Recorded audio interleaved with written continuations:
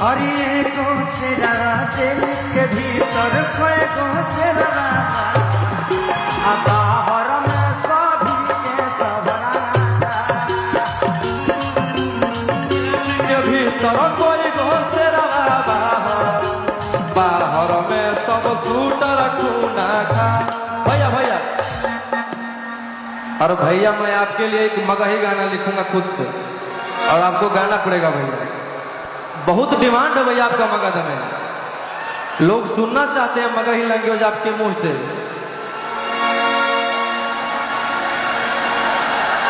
ओ मेरे ढोल सजना तू अब हार गया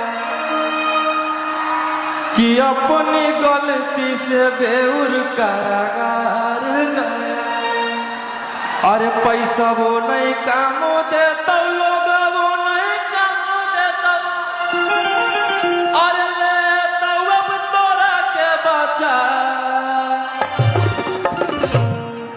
जहिया बेल लेके